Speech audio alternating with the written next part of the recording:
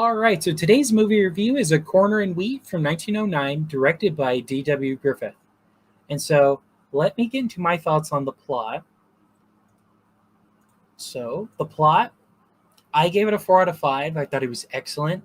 With how short of a film this is, I thought a lot is said in that short amount of time, right? This is a tale warning about how greed can corrupt and how uh, it will ultimately lead to your downfall. In this particular case, the Wheat King, who's kind of the antagonist slash protagonist of the film, he's killed by the very product he's trying to, have a corner on, right? And in reality, it controls him and not the other way around. And I just love that. I thought it was very intriguing and interesting. And so this short being from 1909, it's only 15 minutes long. It's not a long film at all. And but you could see the elements that especially Griffith would use in later films, like how the characters were interacting with each other, the dialogue back and forth with each other. You could see he was already developing his skills and talents as a filmmaker. Now, this is a single cam, right? There's no different camera angles, no close-ups, nothing like that. And yet the narrative and the editing made it a really interesting and intriguing story. And so that's why I gave the plot a 4 out of 5. All right, let's move on to acting. Okay, so the acting gave it a 4 out of 5.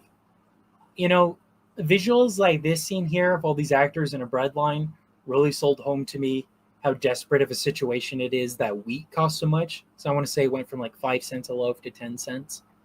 I also thought the scene where the people reacting to the death of the Wheat King near the end of the film, the way they were positioned and whatnot, it really showed how good of actors they were. Because, again, there's no dialogue, there's no title cards. It's all in their movement and in their expressions. So visually, we knew what these actors were feeling and thinking. That's why I gave it a 4 out of 5. I thought it was really well done. All right, let's move on to directing. So the directing, I gave a 5 out of 5. I loved it. I thought he did a fantastic and great job here, D.W. Griffith. And what's sad is because of the legacy of Birth of a Nation, which is also another movie I think everybody should see, despite how horrifying of a film it is, I still think you need to see it. Don't let people tell you anything about it beforehand. You just need to go and see it for yourself. I strongly believe in that. So I think the unfortunate thing is because of the legacy of that film, many people aren't going to be watching this movie. And so I just thought he was great at constructing a narrative here with just the visuals of the actors either walking towards the camera or the way they position themselves, stage themselves. It's very clear and simple to understand, even if there's no dialogue or title cards. You know exactly what they're thinking and feeling. Like at the very end, the visual of a lone farmer showing us how the industry keeps moving on, and also a visual of how the Wheat King's now missing and there's a hole in that and whatnot. It's kind of uncertainty. It's beautifully put together. And I think D.W. Griffith did a fantastic job here. So 5 out of 5 for sure. All right, speaking of that, let's move on to cinematography and special effects. 5 out of 5. And with what limitations they had, they make up with the editing. They really do. We go between 3 different perspectives almost.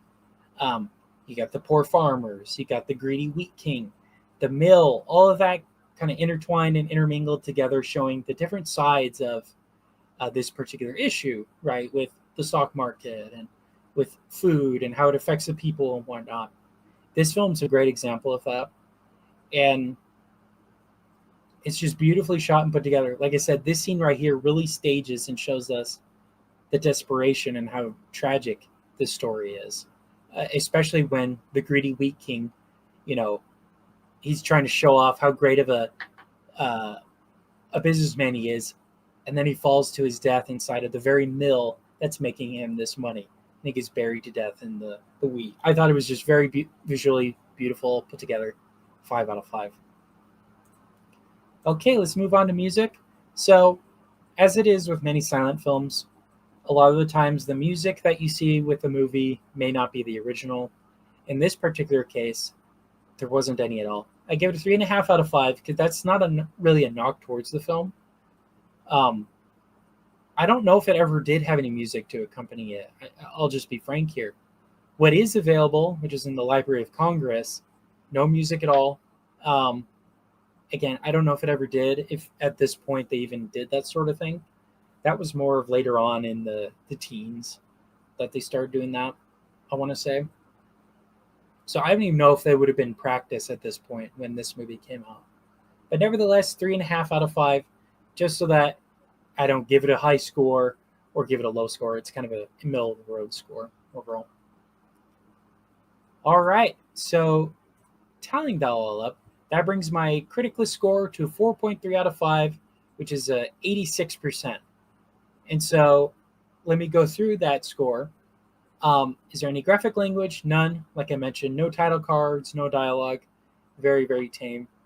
In regards to violence, uh, the Wheat King, who I've mentioned several times, he falls to his death in a mill, and we see the results of that. There's no blood, no gore, nothing like that. In fact, it just looks like the actor is sleeping. Okay, in regards to nudity, sexual content, none. Political bias. Now, this is interesting. You may watch this film and think it's actually a communist propaganda film, how the proletariat must rise against the bourgeoisie and whatnot. But honestly, I don't think it is. I think it's more so a critique of the human condition in regards to greed and how consuming it is. And I think the film itself is an allegory of how money's the root of all evil. Um, I don't think it's a communist propaganda film. So, yeah. But I liked it. Uh, I don't think it's a propaganda film at all. Okay, family friendly wise, I would say very much so. Although I don't think kids understand what's going on. I think it feeds into entertainment value. It goes by fast. I don't think kids would understand it. And would I recommend this movie? Yes, I would, especially if you haven't seen any other D.W. Griffith film. Because he was a great filmmaker, and I'm afraid he'll be lost to history just because of how people react to and treat Birth of a Nation. This is a good movie as well. All right, well, those are my thoughts on A Corner in Wheat from 1909, directed by D.W. Griffith, and that concludes today's movie review.